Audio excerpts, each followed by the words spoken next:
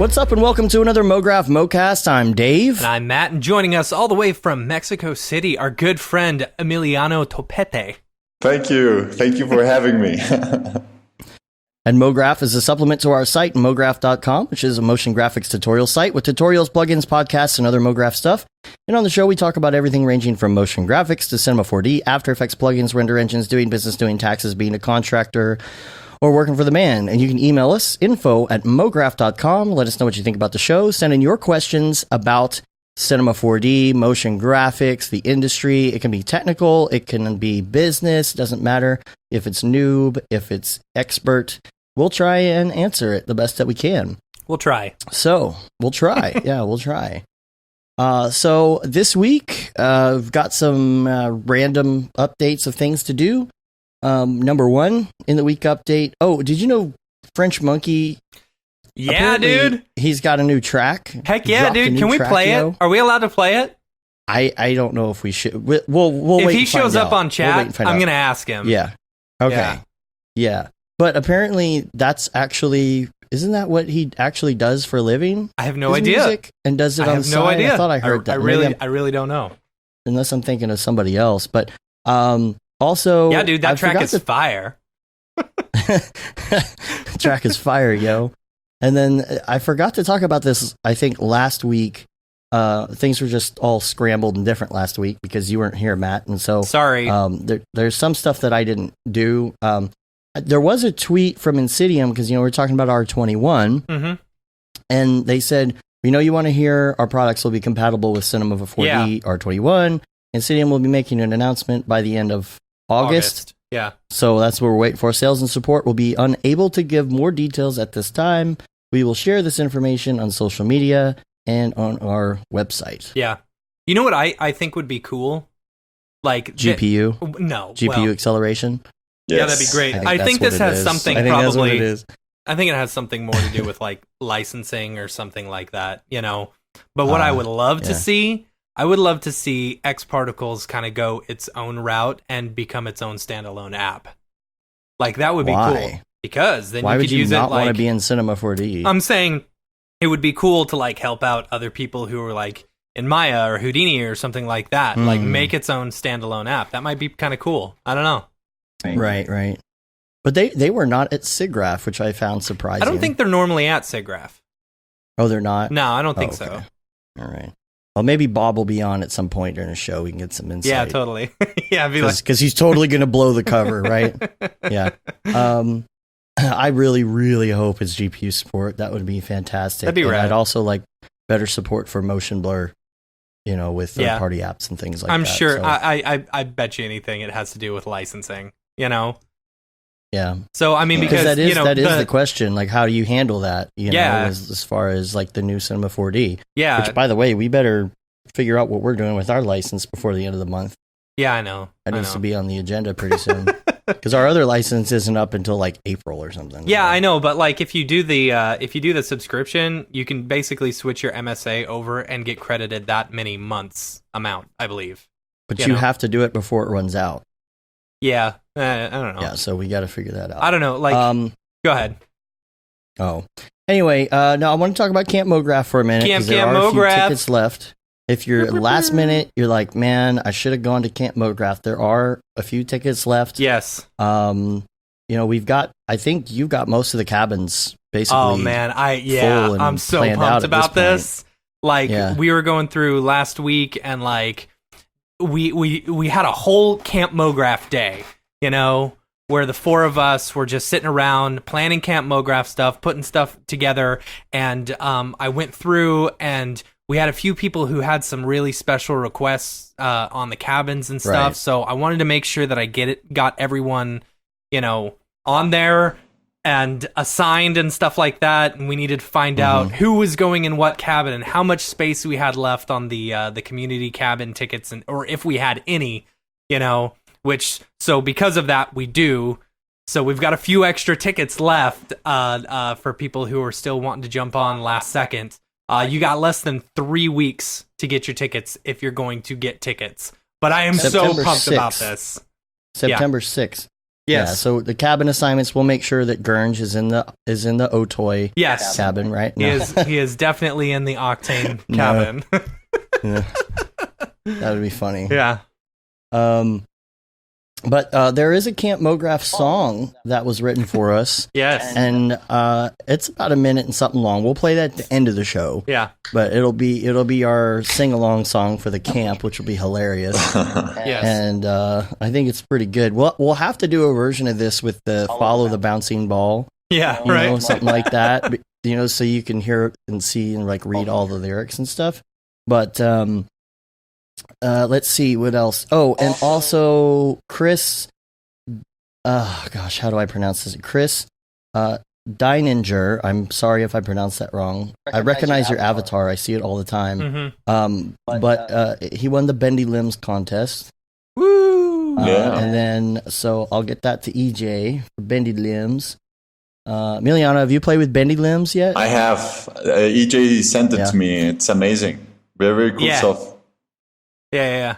And for character animation, it's like, especially the kind of animation that I like to do. Mm-hmm. It's very squash and stretchy. Yeah. Yeah, I liked it a lot. Yes, I've been sending some feedback to EJ, and but it's a great tool. Yeah, totally. Yeah. So we'll get that info to EJ, Chris, and he'll send you a link to that. Also, don't forget that our 200th episode is coming up pretty soon. And so we did have some people when I first mentioned it send in some of their favorite moments, but I have failed to mention it again just for people who were thinking about it and forgot. But I also I dropped this in the Slack and haven't gotten anything back yet, unfortunately. But I put a Dropbox link in there, and I'll put this in the show notes for favorite moments. And then like if you wanted to do a video message, like a hello or whatever. I know it's like kind of like, what's the word I'm looking for? I don't know. Masturbatory, but. Okay. I don't want to do like self-congratulatory. Yeah, that would be a little saying? bit of like, a better word term. Well, I don't think like it's we want to get messages. I mean, we have to put it out there if we want to get video messages. They're not going to show up by themselves. Yeah, So I don't want to like toot our own horn, or so to speak. But I would like if you have something nice to say, send it in a video message. I'll put the Dropbox link in there, and so you can. Send us a little thing. What we're going to do for the 200th, we're going to have David Ariev on. And we're going to talk about the last couple of years and what's happened and thank everybody. And then we've got a bunch of fun outtakes that we're just going to play live on the show and laugh at ourselves a little bit. I think that'll be fun. And we'll read a couple of those messages and maybe play the videos if we get any. I don't know. This is basically our version of a clip show, right? Yeah, I mean it is a clip show, but we'll kind of comment on it, so it won't be like too stale, I guess.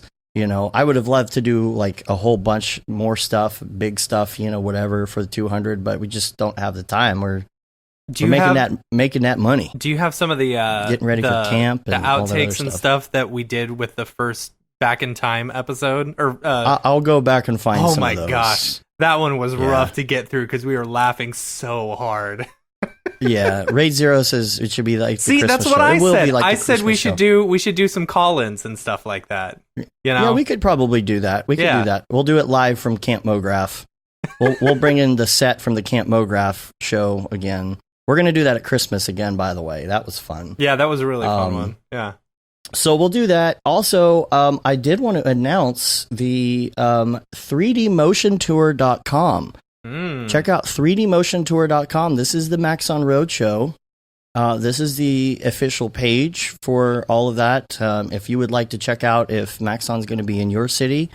And we are going to be, we can announce this now, we are going to be doing a very small, like not a regular DFWC 4D, but we're going to be doing a meetup in Dallas, a beer meetup with EJ. But first, there's going to be the Austin show, which should be on that agenda there. September 4th, if I look at my calendar, So September 4th, there's going to be the Austin one, and I think there's gonna be a panel. And as of like 5 minutes ago, I think the two of us are going to be on that panel. Sweet. And then EJ is gonna road trip it up from Austin back to Dallas with us, and Thursday night, which would be what day is that? Oh, is it the 5th? I don't know. The 5th, right? Yeah, the 5th. We're gonna have a DFW C4D beer meetup, and it's just going to be strictly hang out, have beers, and talk. It's not going to be the typical meetup. We're going to have another one of our big DFW C4D meetups in November. So we're going to announce, we'll put all that out there if you're local and you want to do tickets and all of that stuff.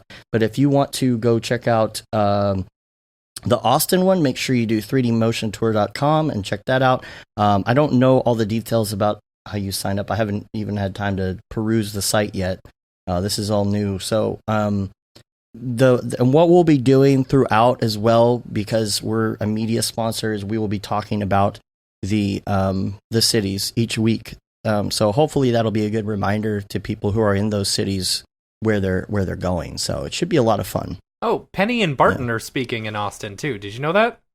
I knew Penny. I didn't know Barton was going. It says speakers in Austin, Barton Damer. That's cool. Okay. Well, we should ask if he wants to road trip it with us. Right. Actually, no. He's like, nah, I'm going to fly. Oh, yeah, probably. Got that already been chewed money. Right. Right.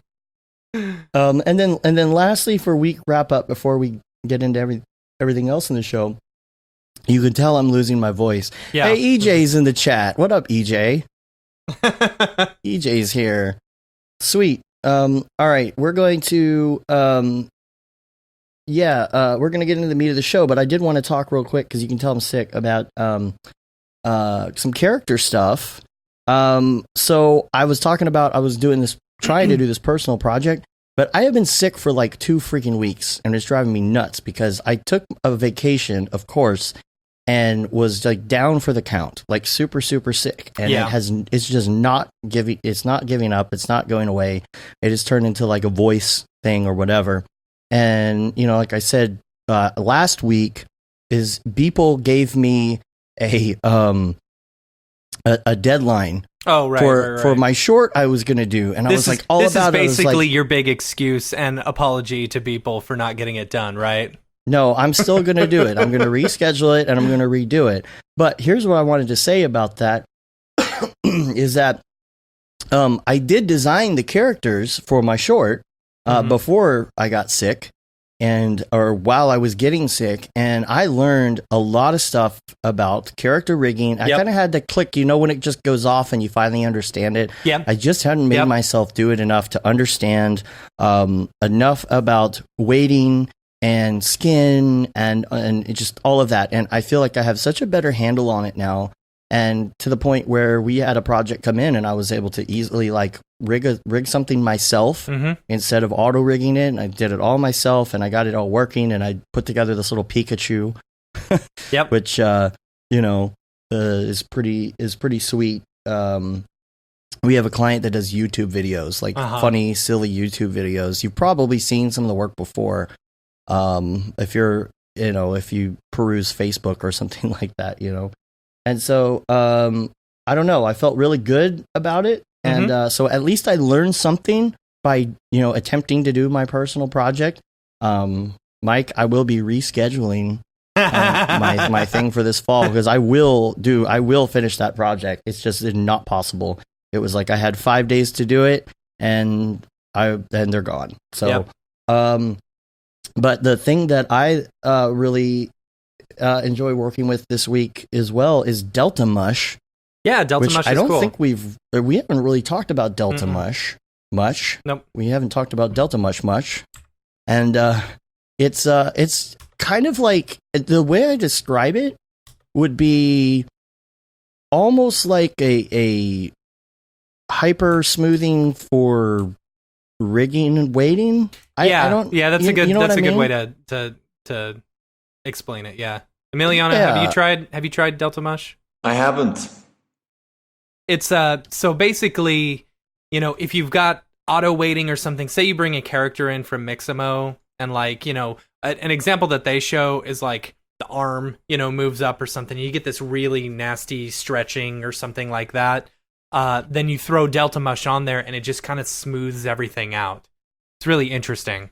Mm-hmm. Okay, is iterations? A plugin? And it's free too. It's free. Let me see. Yeah, Delta Mush, because I feel like we should give. Yeah, G-Rant says Tokyo Megaplex is like the ultimate Delta Mush pusher. I love it. It's really good. Valkyrie.com, and then Delta Mush. There's a free version. It's pretty cool. Yeah, and I've gotten a better handle on like there's some weirdness when it comes to weighting and smoothing and adding and like whether or not you have the normalize button on or not, that kind of thing. But yeah, it's Delta Mush is pretty dope. Check it out. Totally. It's free. Sounds very cool. Yeah. So, all right. So, quickly before we get to our topics, I wanted to move to Ravcock. What's your flavor? What's your flavor? And just quickly say that there are rumors now that there will be some sort of beta of Pixel Plow for Octane coming soon, according to Mr. Plow at Seagraph. So we're waiting on that. That's super cool. Also, I'll put the link in the show notes. 2 different links here having to do with Octane number 1. Well, 3. Number 1 is Jules' Seagraph talk at NVIDIA is out now. Cool. And it talks about light fields, real-time ray tracing, and holographic displays. And also, there's a link here. Lightfield Lab has raised $28 million. Wow. For their holographic displays. So I got a link to that. That's insane. And then just another random link somebody posted in the Octane Facebook group this week. This is VFX Tools. This guy came out with a glassware pack of different types of glassware. Okay. If you're looking for that, and it's a Gumroad thing. Not sure if you guys mentioned this last week. I haven't listened to the show. But there was Octane for Blender was released for under the free tier. So yes, for those wanting we didn't talk about that, but for those wanting to try out Octane on Blender, there's now that new free tier which will let you try it out. It's pretty cool. Yeah. All right, Emiliano, now we want to talk about you, all about you. Let's start with your background because I'm very interested to hear more about your background and how you got into animation. Yeah, like you're one of the few people, like there's a handful of people who do full-on character stuff in cinema, and you are definitely one of them. I feel like you're one of the most advanced of the people that I've met, at least, Oh, thank you very much for the kind words. And I studied film production in Cuba, like back in back in 2004. And but of course, this film production was more about screenwriting.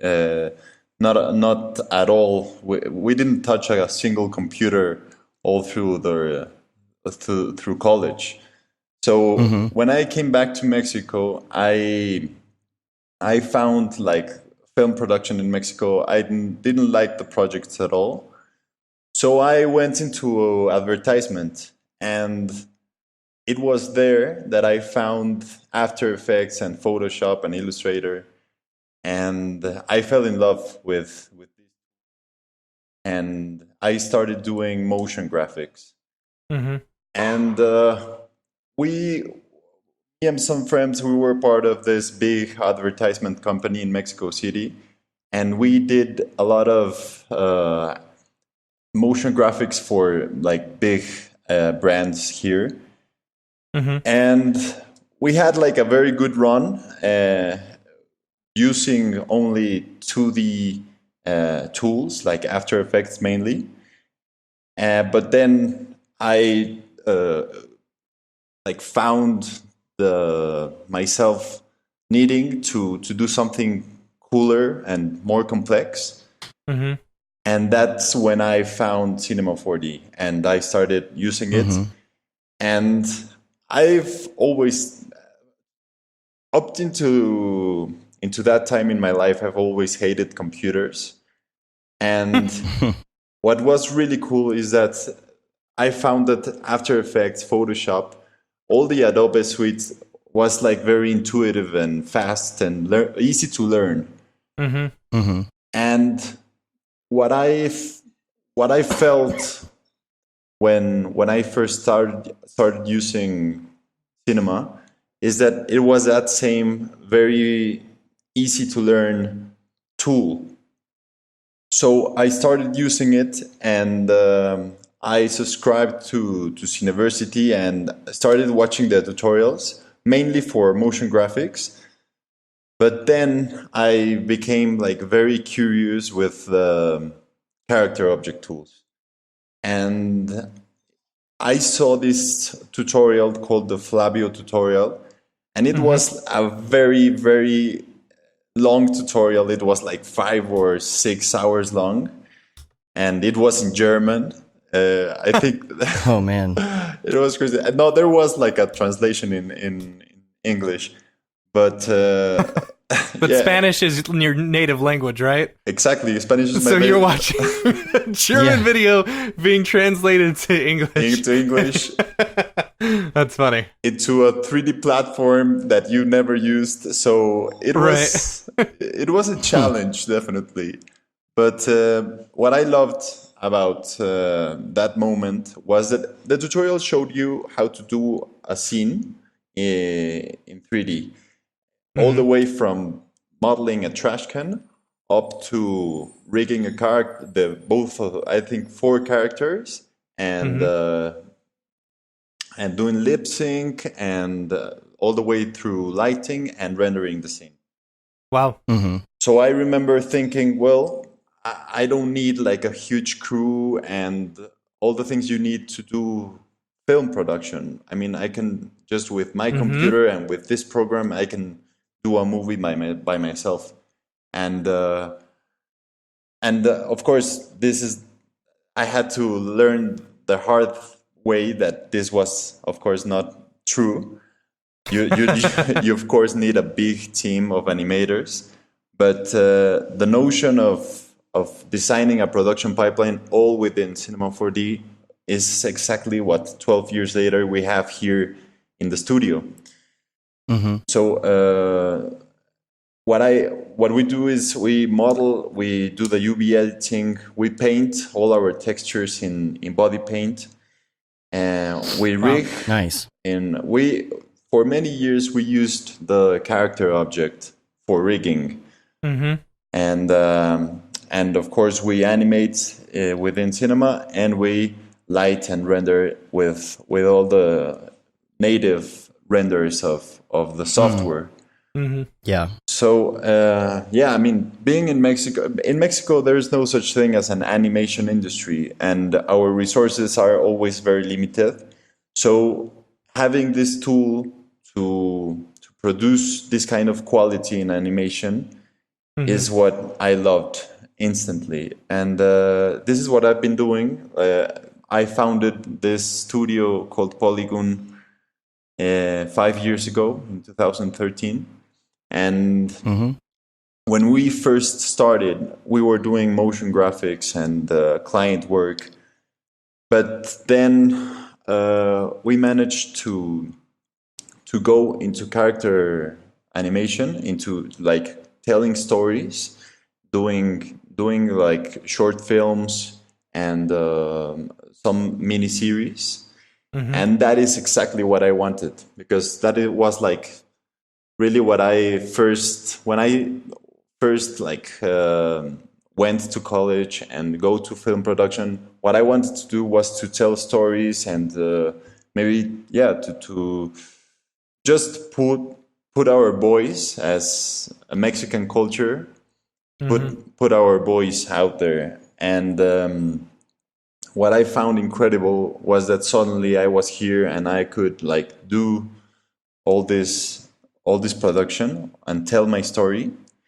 And so it was back in 2016 that I decided to start writing and start drawing, and to to do my own characters and my own story. And this is Sally, the project that I've been working on. And so, of course, I draw very awfully. I don't know how to draw. But then I found, I mean, what I like is 3D and movement. But a friend of mine from school, she was in Mexico. She had studied in Vancouver, Film School. She was back in Mexico, and she was the one that designed all the concept art for the series. And so we came into the studio. I started modeling like the characters, and we decided to do like this 1 minute animation of the character, like waking up, and like just to show what we could do. And we went to a network here in Mexico and showed it, and they loved it. And so they decided to do like first season of a mini series. Awesome. That was amazing. That was last year. So last year we brought like a small team of animators here in the studio, and we managed to pull off a very good first season. What has been great about this is that, as I was telling you earlier, the animation industry in Mexico does not exist. But like since 5 years ago, there have been more schools of animation that are the level is every year going up and up. And so I went to these schools to teach what I know. And of course, when you're teaching, as you guys know, you tend to like learn a lot. Yeah. Right. Fastest way to learn a subject is to teach it to people. Exactly. Yeah. And so it was amazing. And what was really cool also was that I got the chance to see and to recruit like very good people, like because of course you're like in this classroom and 20 people are very bored, but there's just like these couple of guys that are very excited, and you say, okay, you two come with me. Yeah. That's funny. So that's the way we recruited like a very good team of people that were not experimented enough in animation, but that had like all this passion and all this drive to do it and to learn it.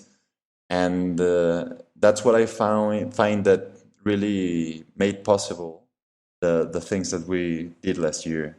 And what was the name of the show? Sally. That's Cally. And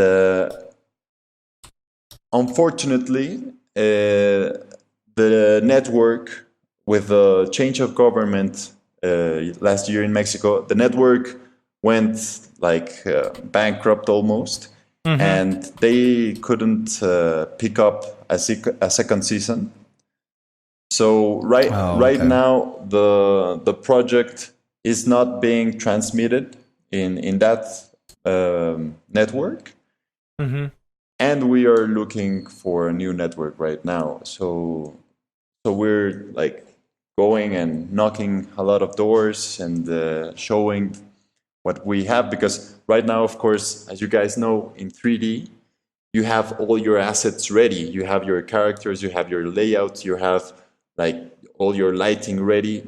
What is really amazing and I love about 3D is how fast you can produce once you have everything. Because once we had all the project ready and rigged and ready to go, we were delivering every episode. They were 1 minute episodes, and we were delivering one every 2 weeks. So that's pretty good. Yeah, I mean, we were like only 3 animators and 1 layout artist, the art director and myself, and we were flying. It was very, very fast.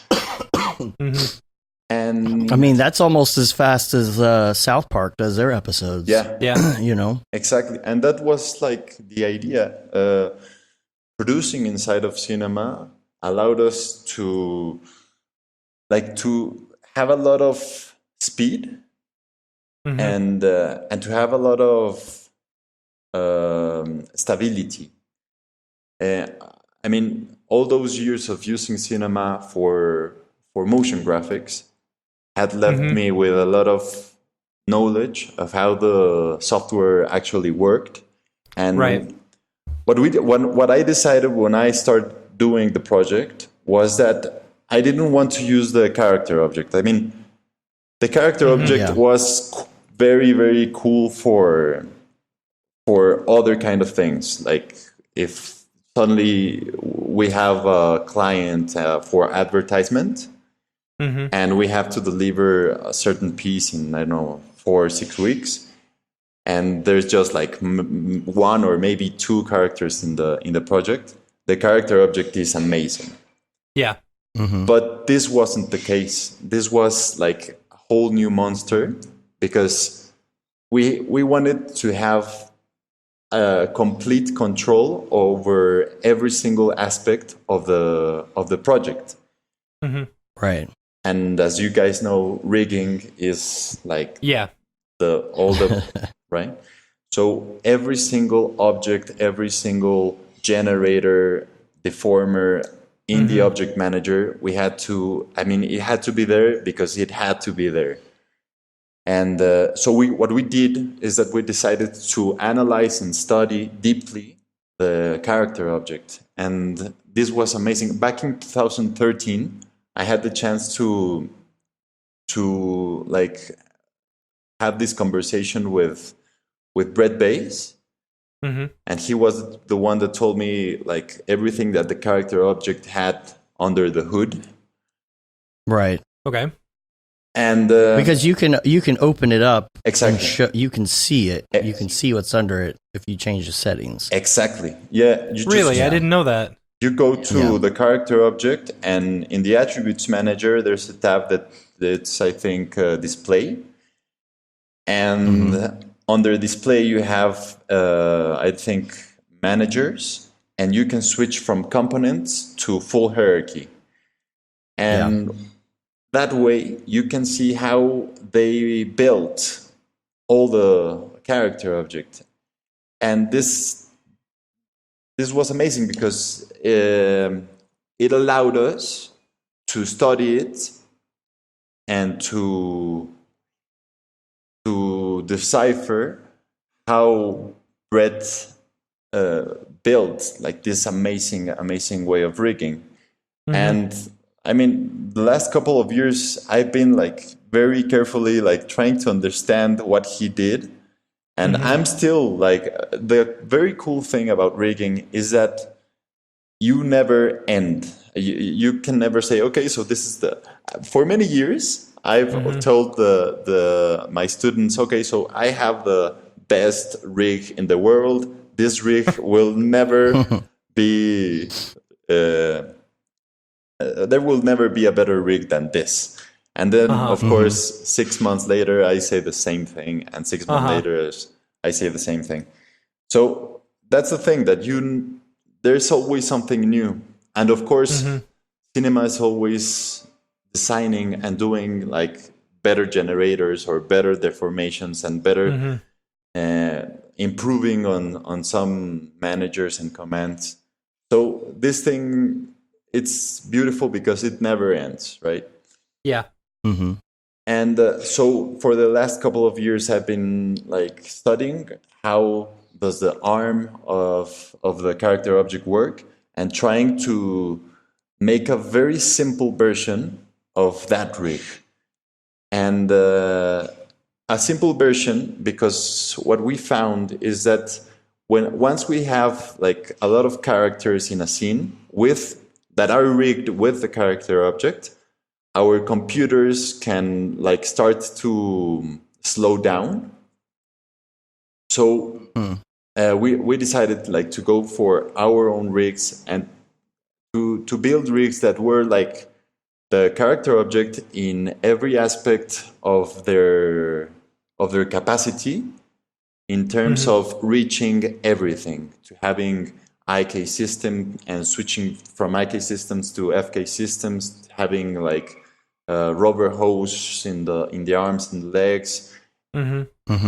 Everything that you need for character animation had to be there, but it had to be very light. It had to be a light version, because of course we don't have like that much computer power. So it had to be light enough for any computer to allow the animator to have a very smooth navigation. Because of course what I love about animation is before we were talking about the curves in the timeline. In cinema. Before the show. Yeah. And you're not going to believe this, but I haven't struggled with curves in my kind of animation because I do frame by frame animation in Cinema 4D. Oh yeah. And this sounds crazy, and it sounds like a lot of time, but what I feel, what I think is, once you learn and understand how the principles of animation work, timing and spacing, then in 3D you can move very fastly. Just like you build your pose, you want to go from pose A to pose B, and once you have those two poses built, like in 3D, just you have to do your timing, especially your spacing. And you can do this frame by frame in seconds. So I know that saying that I do frame by frame animation, it sounds crazy and time consuming. It does, yeah. But I found that it was faster than going into the curves and trying to understand them and to work with them and seeing how they are moving the character. Gotcha. Because once you have control of that spacing, you don't need that. So we started like moving very, very fast. And these are things that people do in 2D animation. But what I believe is that few people in 3D animation actually know how to do this. So you're telling me that you'll basically go from pose to pose, and then do keyframes every single frame in between to make sure that the animation is right? Exactly. That's rad. Yeah, that's cool. What you do is, and what we have found is that, especially in Europe, a lot of studios deciphered like new formulas and new principles for 3D animation. So, for example, in 2D animation, you would need like 9 frames to go from one pose to another. But then, is this in a 24 frame animation, like a classic 24? Exactly. Or is this in a 30? No, this would be in a 24 animation. 24. Okay. But then, what these guys in Spain and France figured out was that you really didn't need those 8 or 9 frames to go from one pose to another. You could only just have like one little like anticipation and an ease out in one frame, a second ease out, and a stop in the second pose. And just with 5 or 6 frames, you could move with believability your character from one pose to another. And this comes directly from people who have been working a lot in this kind of 90s cartoon, like Gendy Tartakovsky cartoon kind of thing, like Samurai Jack kind of thing. The way they move, the movements are very simple. And once you get that principle into your bloodstream, you can apply it very, very fast into animation. So that's what we've been doing. We've been producing very, very fast. Where did you? So it's very interesting to me that you started out in just Mograph and then moved over to character design and stuff like that. That you went for video, kind of, you know, and are there any in particular places that you were like that you learned a lot of your like animation principles and stuff like that? You know what I'm saying? Because animating Mograph is a little bit different than some of your character animation principles and stuff, you know? Exactly. While there is some overlap, you know, they're totally different beasts. Yes. Well, I was self-taught in animation. I must have seen thousands of tutorials.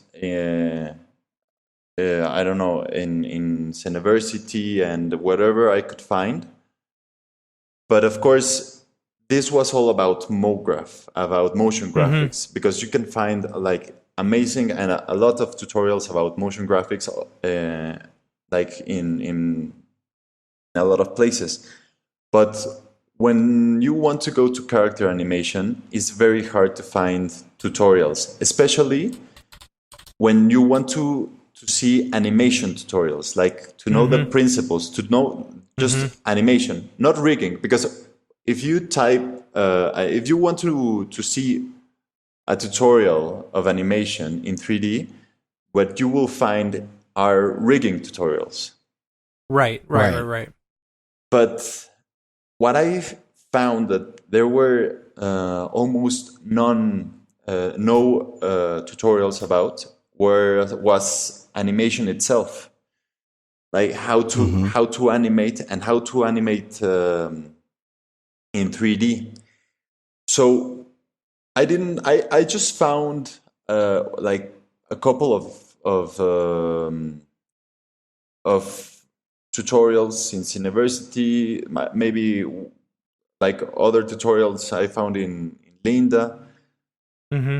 But then what I did to learn animation is actually buy the Animator Survival Kit of Richard Williams. I just brought that up on my computer because I was going to say it's interesting that we're talking about this week because Richard Williams just passed away this past week. Exactly. You know? Oh, really? Yeah. He passed away on Saturday, right?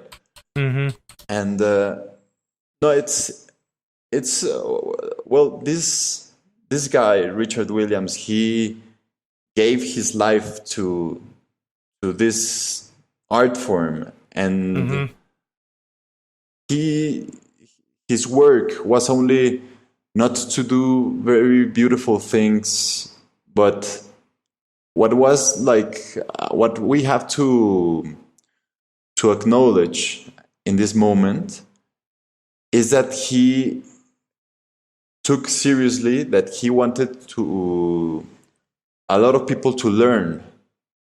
He wanted to teach this art form to a lot of people. And cases like mine, I mean, thanks to his book, I can do all this stuff. Because just once you learn these things, I have not met a person in our industry who does not talk about this book. Exactly. Yeah. This was one of the very first animation books that I picked up as well. And it was when I was just looking to get into animation. Like, this was the go-to book. And so many people have a copy of it sitting, you know, on the coffee table or wherever. Exactly. Yeah, and this is the book that I found, and it's just everything that I needed to get myself going. And it was funny because I was telling you earlier that there are these two schools of animation here in Mexico City, and one of them sends here to the studio some students to do their internship. Mm-hmm. And for the past 2 weeks, I told them that we were going to see the masterclass that Richard Williams gave in Pixar. Mm-hmm. I think it was in Pixar. There's a masterclass that I found online, and he shows. I think there are like 16 DVDs, 16 classes of all the book, but you can see all the exercises that are drawn in the book. You can see them moving. So I really recommend everyone to have these 16 DVDs. They are amazing, and and they're watching right now a class as we speak on takes, and cool. I really recommend it. Is a great masterclass, and so yeah, that was how I actually did it, just by learning and studying this book, and maybe also like analyzing, like frame by frame, a lot of animation that I liked. Like I was telling earlier about Genndy Tartakovsky. Mm-hmm. Maybe he's like the guru for me in terms of animation, and what I do is just stop the sequence and just go frame by frame, understanding what he asks his animators to do, and like watching a lot of making ofs of his movies of Hotel Transylvania, because of course the rigs of this movie are amazing. I don't know if you guys have seen. There are like a couple of links of this making ofs of Hotel Transylvania, and you can see how they are rigged, and it's amazing. Yeah, I want to see that. It is amazing. If you put Hotel Transylvania rigging or making of, you will see how these 3D animators had like this big challenge of having a 2D animator in front of them that was asking them to reach very extreme poses. And of course, when you're a 2D animator, the only thing that you have to do is you have to draw it with your pencil in a piece of paper. But as a 3D animator, they had to go through very cool stuff in 3D. And so what I've been doing inside of cinema is trying to do that exact same thing with my characters. And for example, earlier you guys were talking about motion blur and smearing, that kind of smearing in 3D would be amazing because exactly. Yeah. The Simpsons do a lot of it. Yeah, actually, they do a lot of smearing. Yeah, no, the Simpsons were. I love that he's got 3 legs. Yeah, exactly. And we have done this kind of things in our character animation stuff. But what I wanted to tell you was that in cinema, for example, there's this deformer called the camera deformer. So you can have your character, and of course the character is moving with a skin deformer. But below the skin deformer, you can add any deformers you want. And so, for example, if you wanted to make a smear, we found that we could put a camera deformer below the skin deformer, and we could do very crazy stuff with this. Yeah, we could do smearing. EJ has a tutorial on it where he's got one of his little characters swinging an axe or a hammer or something, and he talks about it. It's really cool. It's like if you there's a whole like imager like thing like devoted to smears. So think about it this way. that I've noticed is with the camera deformer or whatever. Think about a displacement map, or maybe not a displacement map, but like a displacement grid. Like in After Effects or something. It basically creates this grid, and you can grab the individual points and move them however you'd like in order to create this smear of this of your animation. It's very cool. It's very, very cool. Exactly. Apparently Overwatch does this too in their gaming, which is interesting. Really? It's an interesting concept to have smearing in a game. Yeah. Yeah, we did. Let me see if I can send you a clip that we did, an example of smearing very quickly. But what I was also trying to... we did... Let me see if I can get you through the chat, this guy over here. This is on one of your pieces? Yeah, this is one of the pieces we did for the miniseries last year. It was a miniseries, very, very cool stuff, because, in 1968, the Olympic Games, the Summer Olympic Games, were held in Mexico City. And so last year, it was the 50th anniversary of the event. So a lot of things were made to celebrate this. And this was our effort to remember or tell the new generation of kids about this event, because very, very cool things happened. Like, for example, this is a clip from when your team, the United States team, won the 100-meter men's final. And this was this moment where Jim Hines stepped into the podium with his black glove and made this protest. And of course, nobody in Mexico knew about this, and nobody knew what this meant. But he set an example of courage and of bravery. And in Mexico, he's remembered with this great love that people found for this amazing, brave act.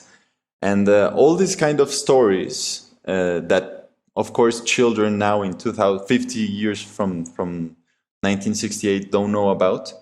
We made this series to remember all those anecdotes. And but what I wanted to tell you specifically about the technical stuff of that specific piece that we did is that there is this moment that one of the characters is about to run, and then when she runs, there's this frame where she just pulls a smear, and this we did in Cinema 4D. We did the animation, of course, but then we went to After Effects and we just made this frame. The next frame is just yeah, it's hard to get to the next frame. Yeah, exactly. Freaking Windows, let me tell you. Now I'll try and open it in I'll open it in another program or something. I'll pull it up in a second. Excellent. But yeah. What I was telling you is that it's just this PNG done in Photoshop. We composed it on a layer on top of the animation, and that's the way we found that we could get away with smearing.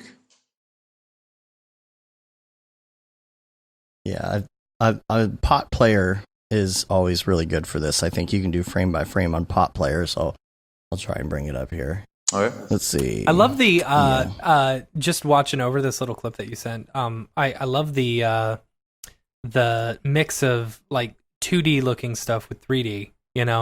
Like when the character's passing the other character and he spins around in a tornado thing. Yeah.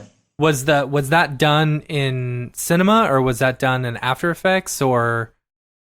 No, this was it was a combination of three programs. Cinema 4D for the animation of the characters, Photoshop for the animation of in that case, of the whirlwind, of the tornado, and those two animations were composed inside of After Effects. That's cool. That's super cool. Yeah, no, I love it. And this kind of things that just bind together the 3D and the 2D world, I love them. And smearing, I've always thought that is like the way of 2D animation telling 3D, okay, you cannot pass this line. I was reading Ed Catmull's book, Creativity Inc. And there's this story that when they are bought by Disney, when Pixar is bought by Disney, Ed Catmull and John Lasseter have this idea of making the Disney studios completely for 2D animation and leaving Pixar for 3D animation. And so that's why they do The Princess and the Toad. They want to take like this old school animators and do like this very cool. Exactly. There we go. Man, you think it would be easy to find a program that can do frame by frame, but if it were Mac, it would just happen really quick in QuickTime. But I had to open like 3 programs to get this to come up.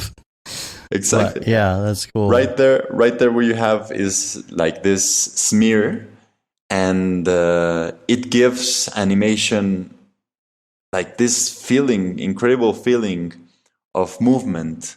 It's you can just feel it, but it just gives the project a lot of quality. And so what I was telling you is that The Princess and the Toad was not what they expected it was going to be. Like it was almost a failure when it came to cinema presentations worldwide. And so they thought, well, maybe 2D is dead and we have to just concentrate on 3D. And so what I think is that since then, they just went into Frozen, and Frozen, of course, was this big success. And they said, okay, of course, we're just going to focus on doing 3D animation. And I thought, I love 3D animation, but I as well love 2D animation. And I remember thinking, well, maybe 2D animation is dead. But then something happened. In 2015, I was in the animation festival in Annecy, in France. And they showed this movie called Dofus, the Book of Judith. Well, the movie is based in a game. The name of the game is Dofus, Dofus. And the movie is the Book of Judith. And when I saw this movie, it blew my mind. And it was like 2D is not dead. You have to see this movie. It's like a love letter to 2D animation. Exactly, that's the one. Beautiful. It's beautiful, and looks very Studio Ghibli. Exactly, it's like this way that French animation has always like being very connected to Japanese animation. And what they do in this movie is a lot of smearing and basically like the aesthetic. And it's what I find suddenly with 3D animation is that animation allows your wildest imagination to be possible. Mm-hmm. But I feel sometimes that a lot of 3D movies, 3D animation movies, are not exploiting this as they Some could. Of the original 2D animation principles and stuff like that. Yeah. Right? Because that's the thing with, I don't like realistic animation, because then I say, well, you could just like grab a camera and do it. And you wouldn't have to be 24 frames by second suffering at 2 o'clock in the morning, right? But if you are doing animation, you can go like very wild. This is, for example, what happened to me when I saw Inception, right? Inception was this movie about the dream world, and well, they had to do like something very wild, because they were dreams, and in dreams anything can be possible. And suddenly the movie was just chatting inside of a hotel, and I mean, I love the movie, it's amazing, but I think that they could have done something very like mind-blowing. And this happens to me in animation, in a lot of recent Pixar movies, maybe a lot of Pixar movies. I love like the Pixar movies from the 90s. And those kind of movies, I think that they do talk about this amazing world. And but recently I feel that 3D animation is not pushing enough what animation can actually take you to. And this is what I want to do with Polygon and with my career and my legacy as an animator. What I want to do is to push this beautiful art form into other possibilities. This is what I feel that someone like Richard Williams wanted, and Frank Thomas and Ollie Johnson and all these amazing guys that have been part of this 80 years of this new art form that is very, very beautiful. And they deserve for us as a generation to understand and to learn what their legacy means to us, and to contribute to the future of animation. So where do you think the future of animation is going? Besides the obligatory, the Disney 3D movies that are kind of like, I don't want to say a dime a dozen. I mean, they work very hard on them, but again, like you said, some of the things could just be video. The really, really, I mean, there's so many, especially now. Like you go on Netflix, if you have kids, there's just so many animations, and you look at them, and some of them are done so cheap, and some, they're just running through them just to get them out, just to make a buck. But as far as like the future of like good animation, the ones that are going to be the classics, 50 years from now, where do you see that's going? Well, I hope what I think is this. Back like in 2010, I was working in a big network in Mexico, and we had a very cool project that allowed us as animators to experiment with the 3 kinds of animation. So we could do spots made entirely in 2D animation, we could do spots in stop motion, and we could do 3D animation. So it was this moment for me that I realized how beautiful and incredible are the 3 possibilities of animating.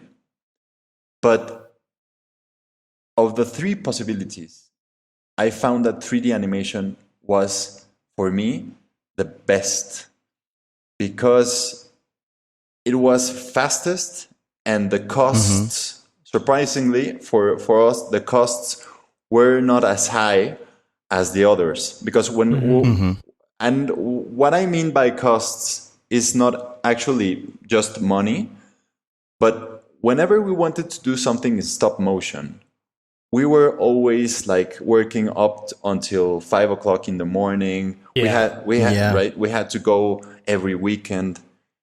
And when we wanted to do something in traditional 2D animation, it was the same thing. It was very, a lot of people, a lot of work. And suddenly I find like the way of doing these things in 3D. Because I remembered, of course, like some years ago, I was using this amazing tool, like very fast tool to do motion graphics. So maybe this same tool is fast enough to do character animation. And of course, this was completely right. Once I started like using Cinema 4D for 3D animation, I proposed it to the network. And whenever we did a spot in 3D animation in Cinema 4D, everybody in the production was in their homes at 6 o'clock. And nobody had to go in the weekends to work, and everything was smooth. Yeah. The pipeline was stable. So for the future of animation, I think that stop motion, 2D and 3D will never die. The three ways of animating are amazing as themselves. It's not a competition. It's just a medium to tell a story. No one is better than the other. But for people like me in Mexico, I find that 3D animation really is the way that we can achieve animation easily and effectively, and with the resources that we have. So what I find very important about this is that animation is something that has been done mostly by American culture, French culture, Japanese culture, no? Like just few cultures and countries have actually deciphered a way of doing animation.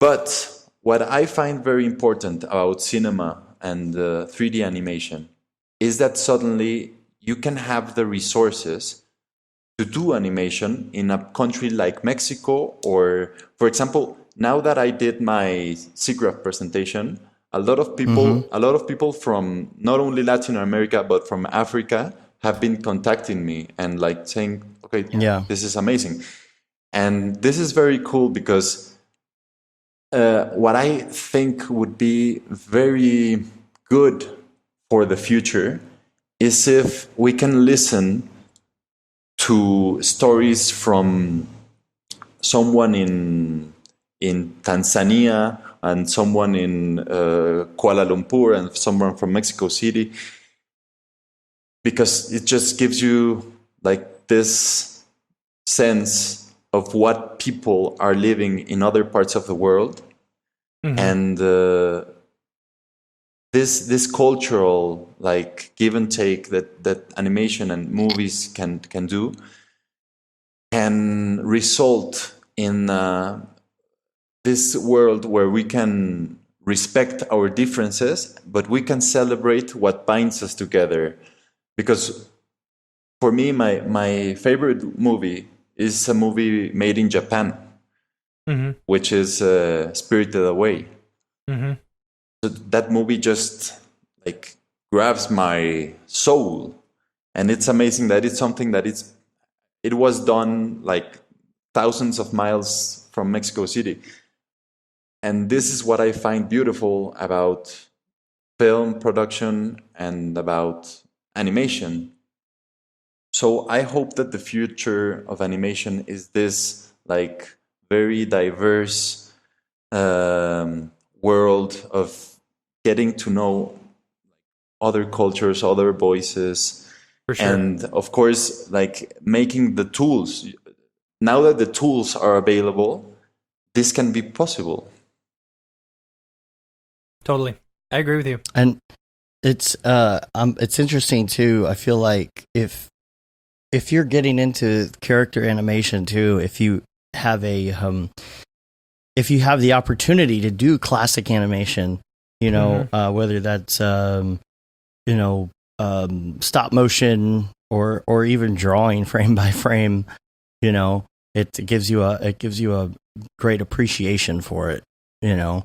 I remember growing up, I would do stop motion with my Ninja Turtles, Same here. and and Micro Machines. It was great. My brother and I would take Micro Machines and just make them do these crazy like animations of like hundreds of Micro Machines, and each one you move them frame by frame. You get such a great appreciation for that. And when I was gosh, I don't know how old I was, but I had just started my own video company, and this is when you were 10. You started your own video company when you were 10. No, it was like 2002 or 2003, and one of the first gigs we got was a local pet shop, and they wanted an animation, and we didn't have the resources to do it yet. I mean, it was still early days of digital. We did digitize it, but we still drew everything frame by frame. I actually have like a little clip, and you can see here, like this little thing was like drawn frame by frame for Man's Best Friend, and which is a local dog training place. Man, it just gives trading place. Training. I was like, I understood as well. Yeah. Sorry, I'm still losing my voice. No, but gosh, what an appreciation for like how hard it is to do that stuff. Mm-hmm. I mean, we barely did any. We reused a lot of animation throughout, for that. But man, if you are getting into it, it's so worth it just to try it. Yeah. And even if you do a flip book or something, just to see what it's like, I think it gives you such a great understanding. Yeah, and totally. The thing is that once you just buy the Animator Survival Kit, start reading it, and start understanding how animation works, then a lot of people that do have like that background, of course, are usually in 2D animation. But what I feel for the future of animation is that a lot of people that have this book can go to 3D animation and apply these principles to 3D. Right. Because you were saying earlier about these shows in Netflix for kids that move awfully and like are very cheap. And what I think is that these animators like understand 3D, but they don't understand animation. And it's once you understand animation and you put it inside of 3D, that's for me what is going to be amazing. One anecdote I wanted to tell you guys is I was invited to Mograph in 2012, and I remember like that Gendy Tartakovsky would be there. And I was so thrilled and excited to see his conference. And he was going to talk about this new film that he was going to direct called Hotel Transylvania. And I was very excited because I thought, well, this guy understands animation perfectly. So he's going to put all of his animation knowledge into 3D, and this will blow like out of proportion the 3D animation world. And then I saw Hotel Transylvania, and I remember thinking, well, it was okay, but nothing amazing. So the years passed. And then last year, Hotel Transylvania 3 shows up. And when I saw Hotel Transylvania 3, like the way that Dracula dances, I thought, okay, these guys are taking animation to another level, and that's what happened. They were people that knew and that had grown as animators, and then they were applying all the things that they knew into a 3D tools. And I mean, when I saw Hotel Transylvania 3, I have never seen animation move like that. I don't know that I think I've seen all three of them. They're good. They're good movies. You know, I think talking about pushing animation into new like realms and stuff like that. I really think Spider-Verse had like a huge big influence on all of us, within this industry on animation, because they did things that not only were very similar to 2D animation, but were kind of that was very different for animation in general. Like one example is when Miles and Peter Parker are like flying through the forest or something like that. Miles was animated at 12 frames per second versus Peter was at 24 frames per second, to kind of show a lack of skills and stuff like that, which is pretty cool. Yeah, and the thing about Spider-Verse is I felt in SIGGRAPH that there's this balance that we have to do, I think, between the things that are very fast and very easy, and the things that can't be fast and easy. Because what I believe that has to be fast and easy is a platform, and that's Cinema 4D. Cinema 4D is like these tools that will be very fast, very easy to use, so that you can go to the part where you don't want to go to this fast and easy paradigm, but you want to go like this very quality and control paradigm, which is art. Art really needs to have time. It's a slow cook. So that's what I think that has to be just understood as 3D animators.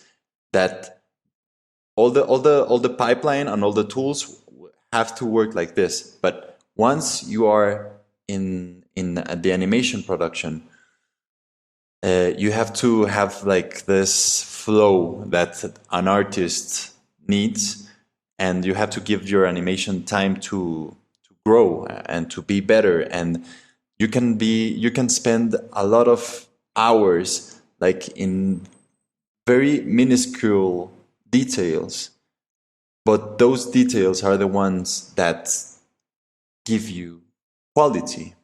Totally agree. Yeah. Now your presentation, of course, there's the live archive from SIGGRAPH. Has yours been posted individually yet? Yes. I'm not sure. It was posted on last Friday. 3 days ago. Okay, yeah, on the 16th, I see here. Now, is that both of them too? Because you did it English and Spanish. No, they only posted the Spanish one. I'm sorry, the English one. The English one. They haven't posted the Spanish one, but I'm looking forward to that reaction in Latin America to see what happens. Yeah. Yeah, that'll be cool. Yeah, that was really cool.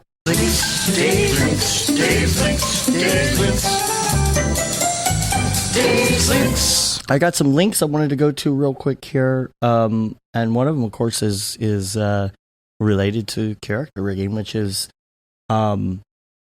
the Mixamo control rig that's going to be in R21.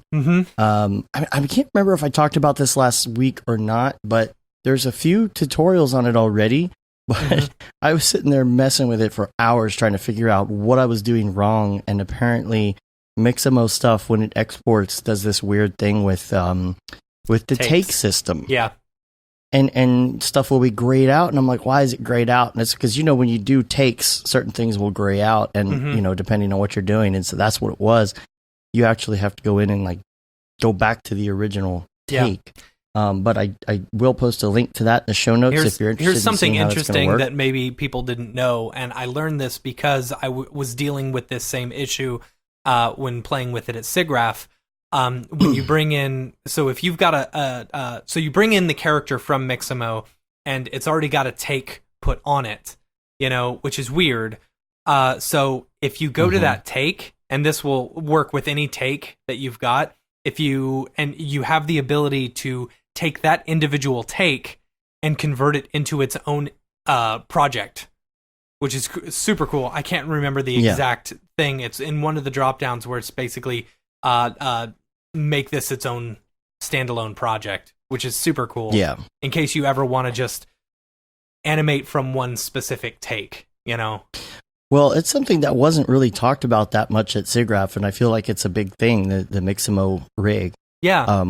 Within R21. And I think there's a lot of stuff you're going to see coming out that people haven't really talked about yet with R21. I mean, including the interface. The interface looks great. It's beautiful, There's a really great screenshot that Sean Astrom posted, I think yesterday, it's not just like, the redesign, but the fact that you get the higher resolution and everything. Yeah. Looking at it on a high-res screen, like on my 4K my 4K Razer laptop, it's beautiful. So beautiful. And then the other thing I wanted to mention is Raid Zero has his car paint shaders now out for Redshift. Yeah. So we'll put a link to that in the show notes as well. You can check that out. But we're going to do a little segment here that we haven't done in a while called Beeple's People. Oh, gosh. Beeple's People, where'd you get that Greeble? Beeple's People, what's up with that guy? I'm going to take that opportunity to go to the restroom. Matt always goes to the restroom at that point. So, Beeple's People is a segment we do weekly or almost weekly where we analyze Beeple's work and we come up with a funny story or a background behind it. So take out your Beeple viewer of choice. For me, that's usually Twitter, but for some reason, I don't know why it didn't get posted. But if you go to the first one I'm going to bring up is actually on his Facebook page. But I'll bring it up on the screen for everybody to see too, for people who are watching the stream. Now he did one at SIGGRAPH, and he did it live, and Matt was kind of his backup person. And if you watch that was really hilarious. And let's see, the date for that is going to be July 31st, Year of our Lord 2019. And the name of this one is called David Babs Crabs, and I think this would be funny to go back and do live on the show because it's let's see, it's the one that he did there live. So, all right, 7/31/19. This is David Babs Crabs, and I should bring it up on the screen. There we go. So,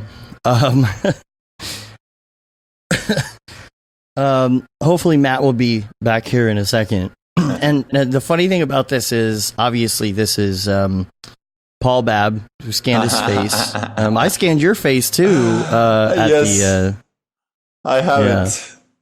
And so this one is fun just because we saw it done live and all of that. So we sent him the 3D model of Paul Babb's head, and then of course, accidentally in the middle of everything, he accidentally pasted David Brodeur's face into the Photoshop file. So he left that in and made David Brodeur the son. But I thought it would be funny to figure out, David Babs Crabs, eh? Yeah. I thought it would be fun to figure out a way to bring this into the Beepleverse. since we were there and saw this one happen. Gosh, this was so ridiculous to do. It was so funny. Like when he copied and pasted Brodor's face in there. Oh man, that was so good. That was it was like serendipitously stupid. So I guess the question, like Matt, like why is Paul Babb now in the Beepleverse? Well, that's just another world where Paul Babb's head apparently. So like you can have like think of like diamonds and stuff like that. Diamonds are made within the earth and stuff like that by certain chemical processes. This is basically what happens to the rocks on this planet. They form Paul Babb heads. Right. Okay, then. That's how those rocks are formed. Just by accident. Right? Yeah. But why is the sun David Brodor? I don't know.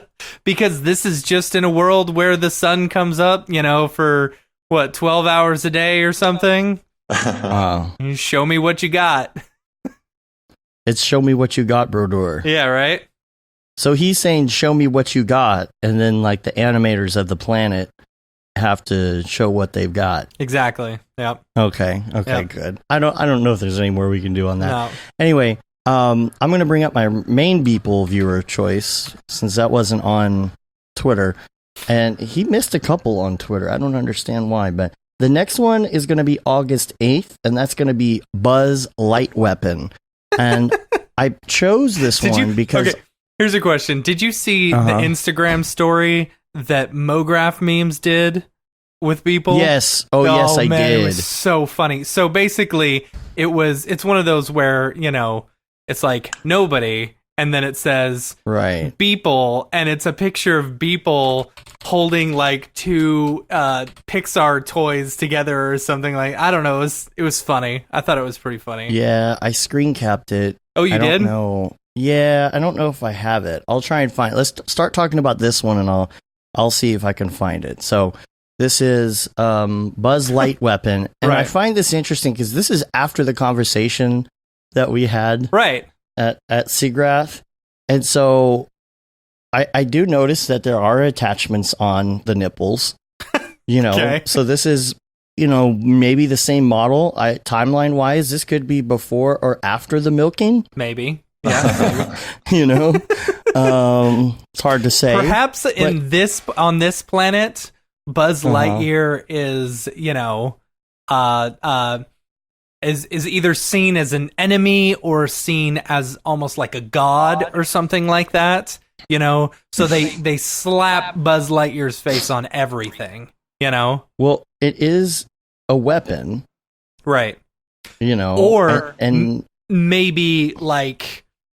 I don't know. So remember in Demolition Man when there was the fast food wars and the only one that came out was Taco Bell? That the one that came out was was Taco Bell. So they have all these like famous like Taco Bell restaurants and fancy Taco Bell restaurants.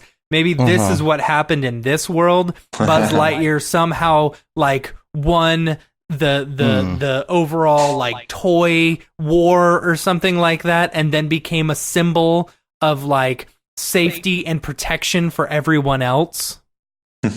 Interesting. Yes. I feel theory. like it's just so convoluted and it's so far in the future that like the original meaning is gone. Like I don't even like maybe I think the original Buzz Lightyear one, it was just a planet full of Buzz Lightyear heads. Maybe well, I mean like think in this about universe it like Easter they're using Island. all right. Yeah, like you don't know what that head was. I mean, it could have been, just a children's story. I don't know. Do we even know where the heads on Easter Island are from? I don't, like what they symbolize, know. Or do we know? I mean, it could be something like that. I don't know. Yeah. Okay, Buzz, Conqueror of Worlds. Is that what it is? That someone else? What? Yeah, there's a bunch of Buzz Lightyear head ones that he's done. Just type in he's done Buzz a bunch Lightyear Beeple and you'll see a ton of them, Oh, yeah, for sure. Yeah, I'm trying to find, 8 let's see. I gotta find I saved that file today. Today? No, when did I save that? Infinity and Beyond, I think, was the first one he did. Yeah. Infinity and Beyond? Yeah. Okay. So what is this one? Did I get the right one? 8-1. Here we go. Okay, check it out. Did you see Buzz Meat-Ear? Yeah, at some point. So this is like a capture of a capture of a capture, but it says nobody. It says nothing. Absolutely not a single soul. It says nothing. And then Beeple, and he's got all of his toys. And like one of them is like Woody with the Trump head, and then who's the that's Jesse with a Hillary head. Yeah. With Hillary. It's funny. Yeah, and then he's got like hashtag conspiracy theory, hashtag truth. I'm glad you were able to screen cap that. Yeah, I see. I had to screen cap it. I was like, we got to save this for later. And then lastly, the last one we're going to look at is August 14th. This is Clint Trump the Destroyer. Clint Trump the Destroyer. I went to what's his name? Joe Rogan. Joe Rogan's page yesterday because I was watching the Bernie Sanders stuff, and I went back and watched the Beeple one again because that was funny. But this one, Clint Trump the Destroyer. The whole, you know. I love this because it's like the whole one day, thing. I think one day he is going to run across this, or someone's going to say it, and it's just going to piss him off. You know? No, let's hope so. I think it's also, I don't know, you could also make the statement with these is just like all politicians are the same. Yeah. You know, that whole thing, you know. Yeah, like but I don't know. I think Trump is very far from a politician. He's a politician in sheep's clothing. Yeah, Tokyo Megaplex says get Beeple on Joe Rogan. That's what I was thinking yesterday when I was watching that. I was like, he needs to like get him on the show or something. Yeah, that'd be hilarious. Yeah, because he's gonna ask him all those deep questions again, and he, you know, like, well, what were you thinking when you did this? What was I don't know. Yeah, that'd be great. So, all right, I got 2 emails, and then we want to do Mograph recommends. Number 1 email. This is from Travis, and I found this today, and I was like, I can't remember if we did this or not, because there was a lot of stuff going on right before SIGGRAPH, and I don't think we addressed this. So if not, we'll just address it again, I guess. And this email is from Travis. It says, "Sup guys, I've got an interesting question that I've been dealing with a lot lately, and would love to know what you think about how to handle this. So I've been getting hit up a lot for Mograph work lately, and the client wants me to concept, storyboard, and animate the whole project. They usually have some creative direction, but they leave a lot of the concepting stuff up to me. I've been struggling to figure out what level of concepting I should do before they agree to the price. Some clients want me to do a whole storyboard before they commit to the budget. Some are okay with just a style breakdown prior to pricing. What do you think the best way is to go about making sure I don't do too much work on concepting with the project before I get approval on the budget? What's your all's experience with the situation? Would love to hear your thoughts." Doing a full storyboard before you even agree on a budget or something like that, I think that's a little much. You know, well, storyboards should cost money. Yeah, totally. For sure. Strawberries? Storyboards? Man, I am not well. Storyboards should cost money, and that's really all there is to it. I mean, like, sometimes we put together like some real simple, you know, boards based on like similar artwork or things that the client liked and said, here's kind of how we're going to do it. Something that you could do really quick to get the gig, you know? But like, I don't think anybody should be expecting a full storyboard for free, because they could just take that and then take it to another company. Yeah. Be like, oh, here's this free storyboard we got. Can you animate this? You know, I think it's really important that you tell people, okay, you know, even if you don't go with me for this project, I'm still going to have to charge you to build this storyboard. Travis says in the chat, actually, I never storyboard beforehand, but I'm wondering if you ever run into the issue and maybe just price the storyboard out separately. Yeah, absolutely. Mm-hmm. You can, for sure. Yeah, absolutely. And, and the thing about being an animator or being in our industry is sometimes you do the concepting for something like that, and sometimes you do the writing or the scripting, and sometimes you don't. I think it's important to specify, because sometimes clients who are very, very noob, like somebody who called me the other day, they had no idea where to start, right? Mm-hmm. Like, absolutely, it's a new company, no idea where to start. They need a company to be able to write a script and help them promote and sell, do that whole creative side, and then animate it. And some people don't need that. A lot of companies like to write their own copy, or they have somebody internally who is going to write that script for you. But I think it's important to tell people ahead of time, look, I'm doing this work. It's not easy work. Doing a storyboard is a lot of work. Yeah. Especially if you're going to sketch it out, or you're going to, a lot of times you hire somebody. And a technique that we use on that approach sometimes is we have illustrators. Matt and I aren't exactly like the best illustrators in the world, when it comes to like either hand drawing or, doing something in maybe Illustrator. And so we'll actually hire somebody to do the storyboards in Illustrator, and then we can actually just take those storyboards if the client likes them and convert them into the animation. Yeah. Which is great, because it's just, you can just take the vector files and start working with it. So hopefully that answers the question a little bit. Yeah. Tokyo says we should get Joe Rogan on the Mograph podcast. Yeah. What would we talk about? I don't know. Yeah, I don't know. Yeah. Other email that we have here is from Oliver King. He sends a link and says, I don't know if this is common knowledge already, but these AI up-resing services are getting better and better, and they're miracles for up-resing 3D model textures. He said, I downloaded a free model from TurboSquid with a 512 by 512 texture and made it 2K with a free service called let'senhance.io, and it's perfect. Astounding. Anyway, I wanted to put that out there for anyone in a pinch. I think that's something that you come across a lot on sites like TurboSquid. You download a model that you need for something and you get the texture and it's not that good. Either it was made for a video game, or it's something where it was okay for standard render, but like you kind of want to take those textures and maybe bring them into Substance and create normal maps for them and kind of spruce them up a little bit before you go into Octane or Redshift or one of those. Yeah. So that's a good link to have there. Let'senhance.io. So, all right. So now we're going to move to Mograph Recommends. And Emiliano, we're going to ask you some questions and see what your answers are here. We're going to ask you, first of all, what is your favorite movie?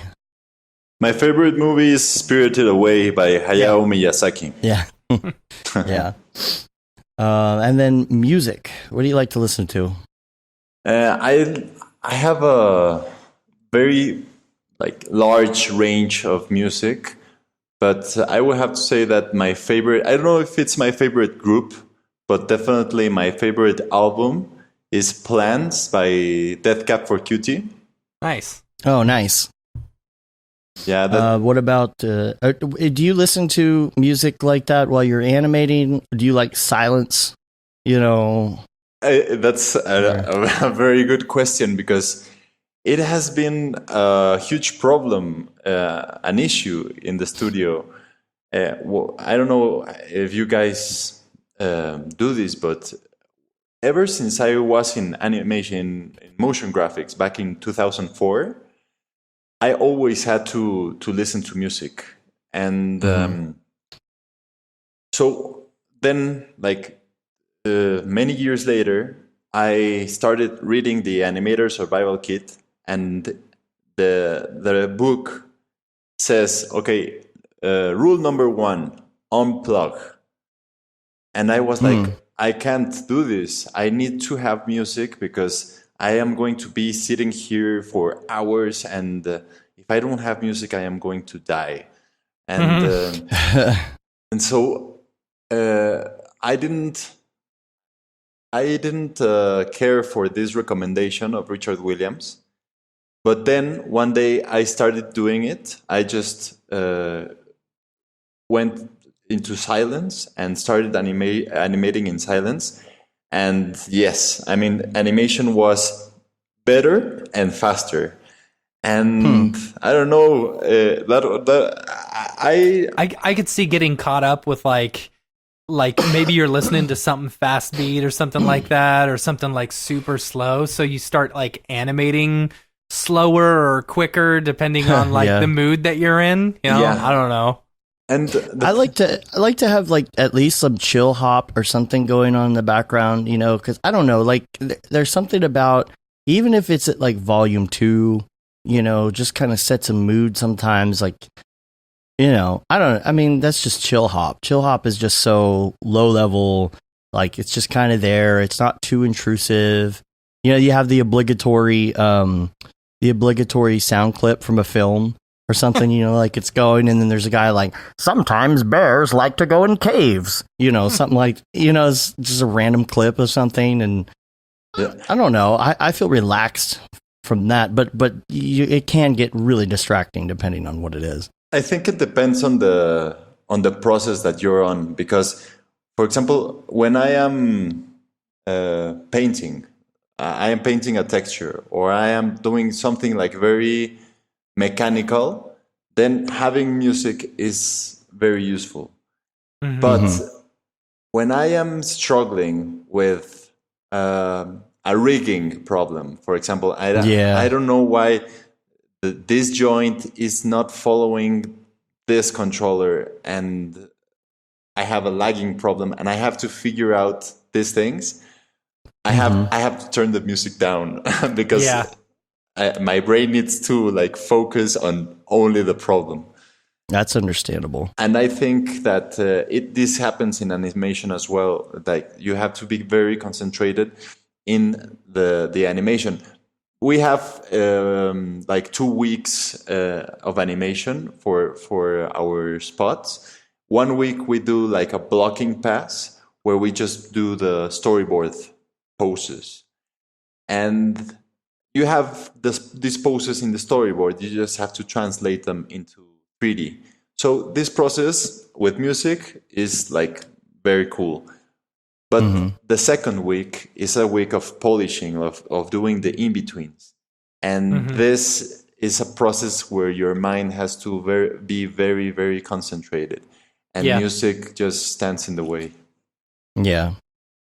Now, how about TV shows? TV shows, I liked a lot Game of Thrones. But maybe my favorite TV shows are Avatar, The Last Airbender, and maybe The Sopranos. Cool. And do you find that it influences your work sometimes? A lot, yeah. No, it influences so much, and the content of our series. Suddenly, I get scared of how much resembles certain things of the Avatar, because our show is about these 3 friends that have adventures and have like time, but they are like a child version of the gods that were worshipped in Mexico before Christianity. So one of them is the god of the wind, and the other is the god of fire, and the god of earth, the goddess of earth, and the goddess of water. So of course the resemblance with Avatar is like very scary, because you just suddenly you just realize that you're almost plagiarizing stuff. Now, what about podcasts? Because I know you might not necessarily listen to a lot of stuff while you're working, but do you have time to listen to podcasts? Do you ever listen to anything? I'm very new to podcasts. I listened like back in when I was working in a big network that, of course, you have like a lot of hours of just sitting there and doing nothing. I remember I came across the podcast of the Hitchhiker's Guide to the Galaxy. That was called. I don't remember the name of the podcast, but I think I know which one you're talking about. It was pretty popular. Yeah. I have to think about the name, but see if I can Google it. Did you guys see the Hitchhiker's Guide to the Galaxy? Yeah. Yeah. And then, well, while you're looking for that, what about plugin? What's your go-to plugin? Well, the thing with our production with Sally is that it is a plugin free production, and this is because we send our render to a render farm. Yeah. Okay. So we actually at the beginning we had one plugin that was the switch object, and this plugin was very cool because what we did. I don't know if you remember in my SIGGRAPH presentation, I talked about BAMP. That is this way of like putting clothes and moving clothes with the character rig. But before I discovered or rediscovered BAMP, I didn't want to use like dynamics for the cloth. So what I did was I painted. If we needed the characters to have some clothes on, then we painted it. And what we did is that with this switch plugin, we could switch from the normal texture of the character to another texture, and that way we could have like different outfits for the character. But then the render farm told us that that they couldn't render because of this plugin. So we had to like make actually a very simple espresso that just did the same thing. And I don't know if you remember, but as well in my presentation, I was showing how we have like our layout, and we can change the layout from day to noon to night. And this is with this same principle. So I would have to say that that was like the plugin that I used for many, many years.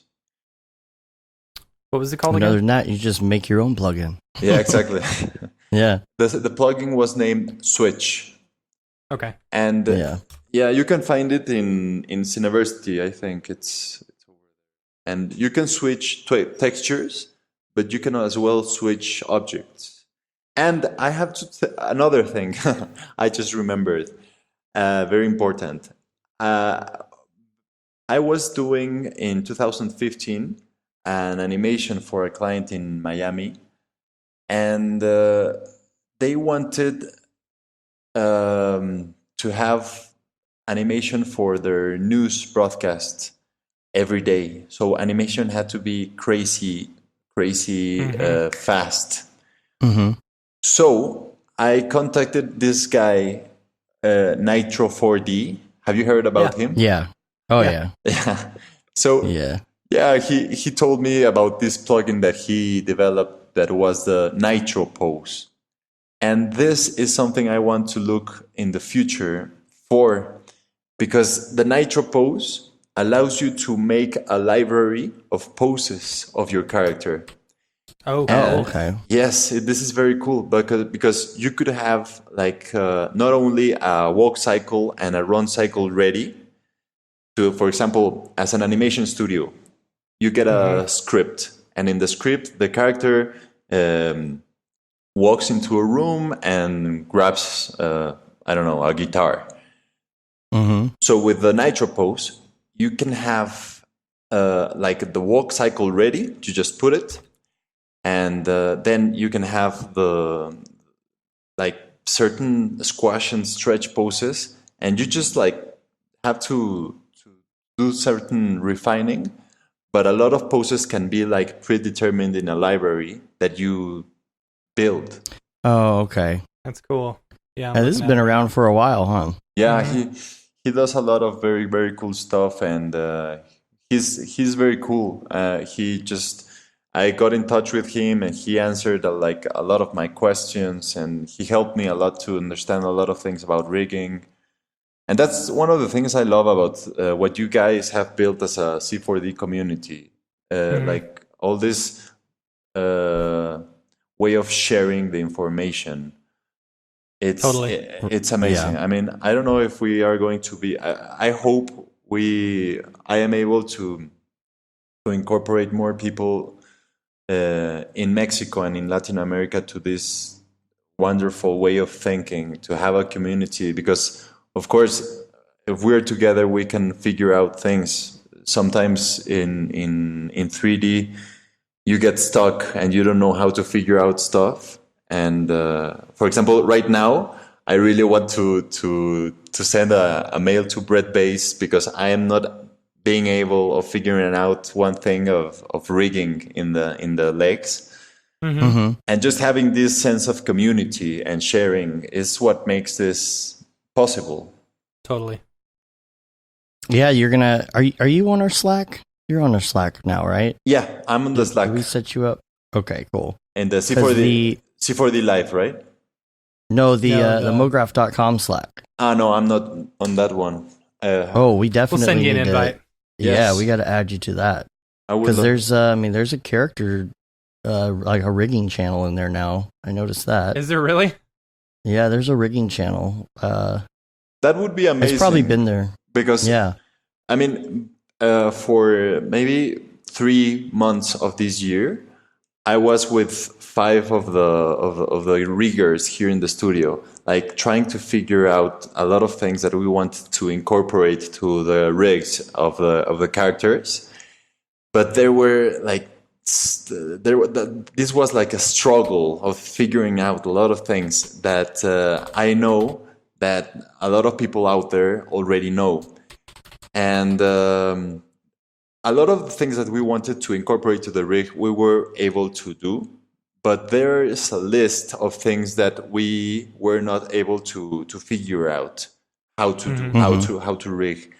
And so I went to LA to SIGGRAPH with this list, and I sat down with Fritz and other people from development, and I was like, okay, how can I do and how can I achieve this? And suddenly Chris Schmidt came along, and we had like this half an hour amazing session of everybody throwing ideas into the rig that was priceless.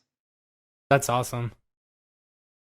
Yeah, and that's, that happens a lot on our Slack. We have 731 members now on our Slack.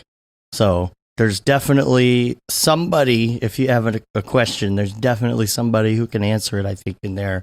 I was just noticing, like, I haven't looked at analytics in a while. You realize we've had over, I mean, of course, it tops out at 10,000 messages. It deletes the older messages, but 547,000 messages, over 500,000 messages in there, which is insane. That's crazy. And I read every single one of them. Yeah, I don't know how you managed to do that. But yeah, then the number of active members is really high too, hundreds of people. So, yeah, we'll open that up again at some point, but we'll definitely send you one here, like after the show, because it's such a great community. Yes, please do. I don't even get to go in there as often as I'd like, but all right, let's see. We got 3 more questions for you here. Number 1 is headphones. What are your favorite headphones? I don't have headphones. What are you wearing now? You've got something on now. So these headphones that I have right now are headphones. One of the guys that animate here in the studio. I borrowed this from him because it's funny. He's a gamer, and I told him about I need a microphone and a headphone, and he was kind enough to lend me his microphones. But I actually don't. What brand is that? It sounds pretty good. Let me tell you, it's It says on the top there. On the Trinitron or something? You can't hear us. There you go. Oh yeah, you can't hear us. Triton. Triton. Right. Cool. Gotcha. Triton. yeah. Okay, what about app? Do you have a favorite app? I think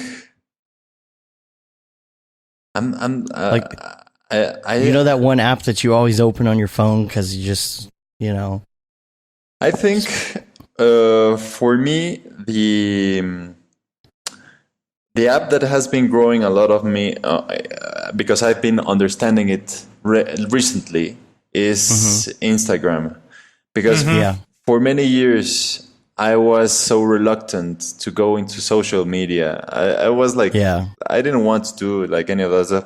But now, with the studio and with the series like of Sally, Instagram has led me to put out there like the work and to get in touch with people. And I've recently just understood how it works, and the stories are amazing how they work, and that actually there's like this way of using it not as just a single user, but as a studio.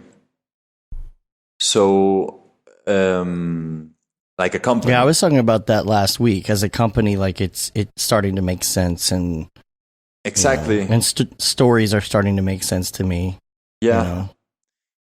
Yeah, I didn't use it, but then like my girlfriend has been like teaching me how to use it. She has a studio, and it's amazing, like the things that you can do. And of course, everyone now is really connected in this app. And of course, I always had like this very bad impression of Facebook, because I didn't want to see like what people were doing with their vacations on whatever. Right. Yeah.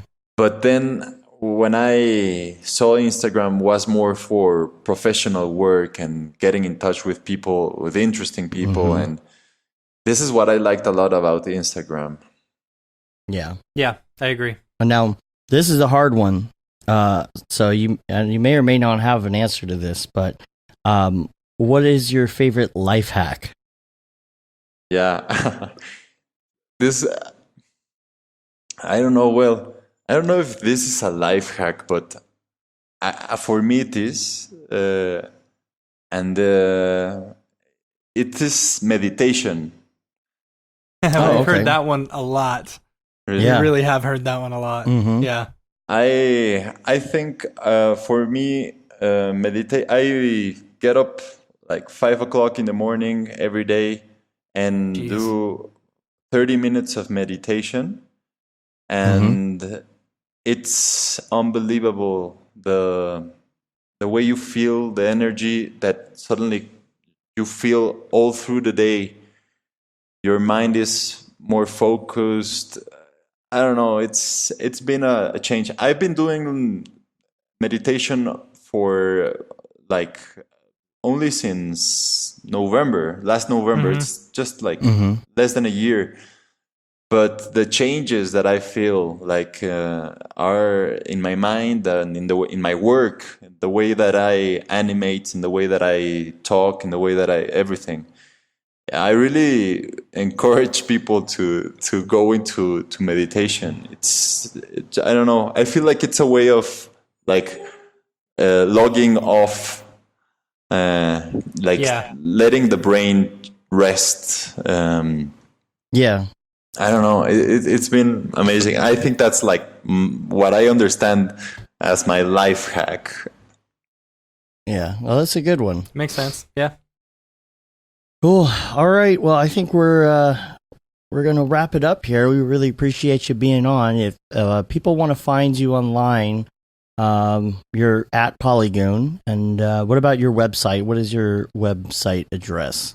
The website is polygon.tv. That's a T as in Thomas and a V as in Victor. And polygon.tv. yeah, that's our website. There you can find our demo reel, and you can see I have posted in the website a lot of our work and like making offs of what we do. And in Instagram we are as Polygon Animation, and well, my email is emiliano@polygon.tv as well. And cool. You can find me there if anybody has like any questions on the tools that we use for character animation, because I know that not a lot of people do character animation in Cinema 4D, and we have to be together. We have to get in touch, because a lot of people like me, I suppose, have questions on how to rig and how to animate and how to use some tools. And I will be more than happy to help and to be part of the community. So cool. Yeah, you can reach me there, and yeah, I mean, right now we're, as I was telling you before, we're trying to get the series picked up by a network. So right now we're like crossing our fingers with Discovery Kids. Cool. Oh yeah, that's good. Very good. Yeah, and we'll get you in the Slack too, because I'm sure there's all sorts of discussion to be had there. So yeah, and of course, if you guys know someone in Discovery or in Disney or whatever, yeah, I will appreciate the contact as well. Yeah, totally.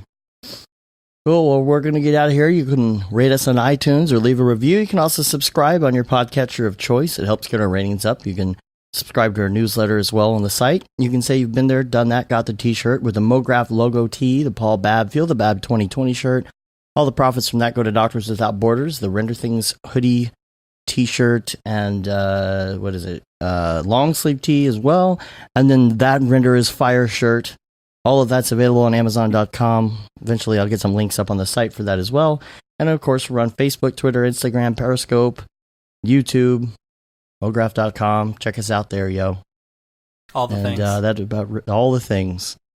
And that wraps it up until next week. I'm Dave. I'm Matt. Thank you very much, Dave and Matt. It's been a pleasure to be with you guys, and I really, really appreciate it. I hope to do more things with you in the future. Yeah, totally. Absolutely. All right. Have a good one. Later, yo. Camp Mograph, we can learn and play. Camp Mograph, where we escape the age and say, spend your days out in nature, maybe meet a pixel pushing teacher. Camp Mograph, we're here with you today. Catch the fish with a little reel, and run around in depth of fields, and take a ride on Mr. Horse. Maybe make a motion corpse, ditch trap code and rotoscopes. When they say fix it in post, and you know that won't work so well, tell them go to Camp Mograph, where we can learn and play. Camp Mograph, where we escape the age and say, spend your days out in nature, maybe meet a pixel pushing teacher. Camp Mograph, we're here with you today.